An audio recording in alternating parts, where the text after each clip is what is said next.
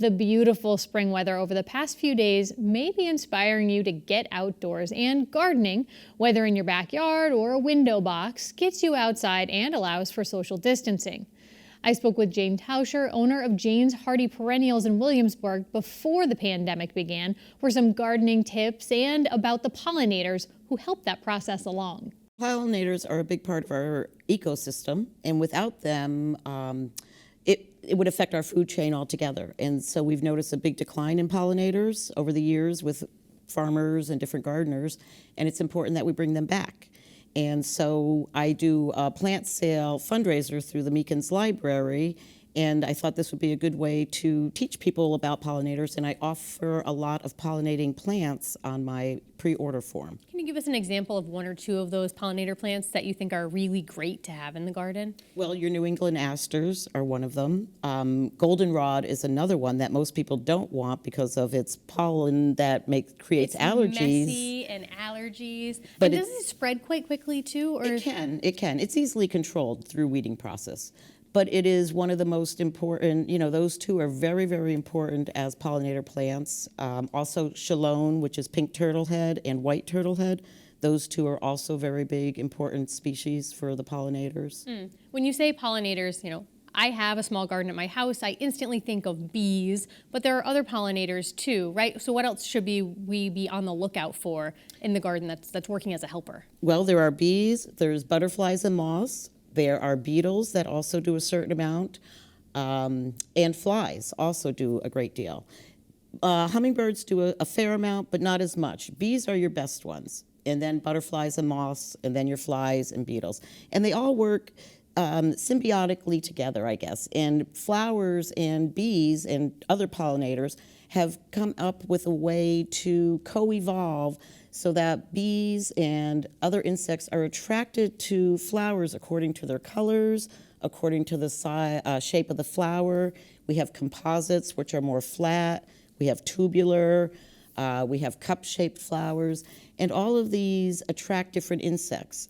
And the insects know where to go from one flower to the next so that the pollen gets correctly placed to the correct, from the male part of the flower to the correct female part of the flower. Just points to the fact that nature is very smart, even though we as humans think that we're pretty smart and try and manipulate things sometimes. It's so true. I was reading about just some of the things that are leading to population decline of bees and some of those other pollinators that you mentioned. And of them, climate change is one, pesticide use, also invasive species, and there are some others. Yes. But is there one in particular that you think is more detrimental than others, or something we should be more aware of? I think it's the chemical use, because it's not only chemicals that we use as homeowners, it's also GMO seed that is out there now, and a lot of different nurseries use systemics, and they are the worst things for your pollinators, really, because they stay in the plant, they travel through the veins of the plants, and they end up actually in the pollen and nectar. So when you say systemic, can you give an example of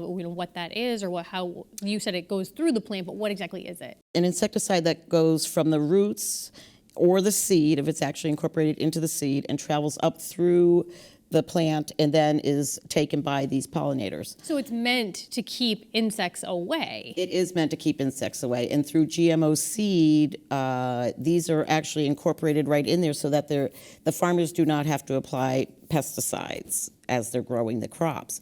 But it also spreads to other crops that we have. It doesn't just contain itself. And as I understand it, you've been working in this industry for at least 25 years, and you do not offer GMO seeds. Why was that important for you to use non-GMO seeds in your process? Well, when I was in college, I have a degree from UMass, and it was important for me to learn how to grow things organically.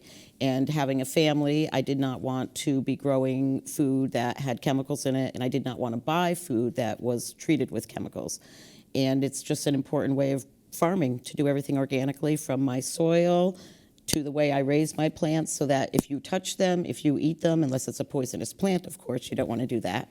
but they're very safe for you. It's a healthier way not only for us as humans, but for the environment altogether. So as you've watched our food system evolve, we've added GMO, as you point out, insecticides and other things like that to sort of beat back nature and produce more food because there are more people who are eating. Is that a difficult thing for you to watch? Because as society grows, we need more food. And so watching that sort of tug between what you consider to be the most healthy option versus the need for food in our society. We grow a lot of food as far as large corporate farmers, as far as our grains and food that's used for producing many, many products that we eat.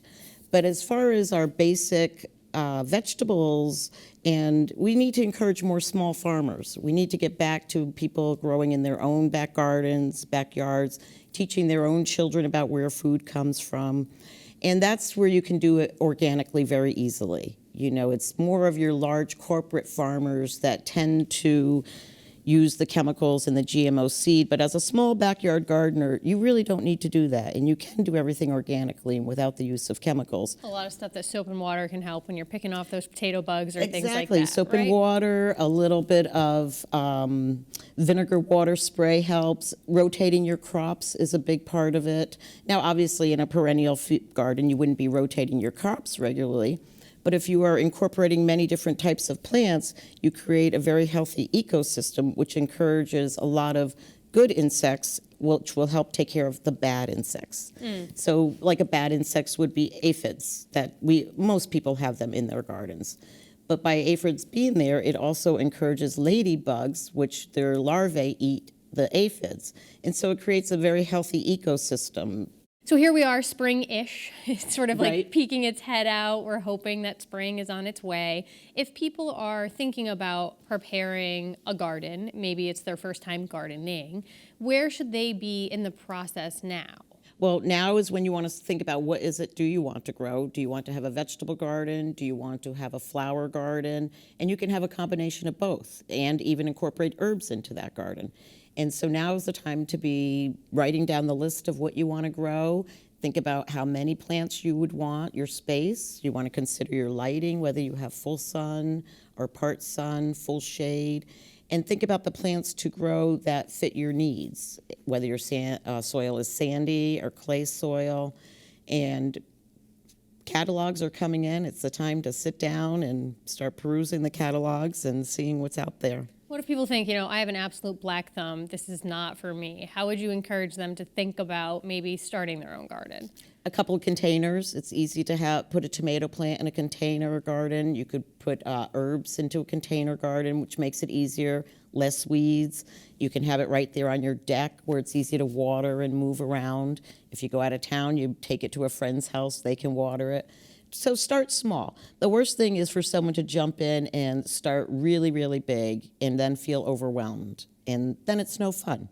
So if people start small and think about what they enjoy, be it flowers or vegetables or herbs, and just plant a couple plants. It's really not that hard to do.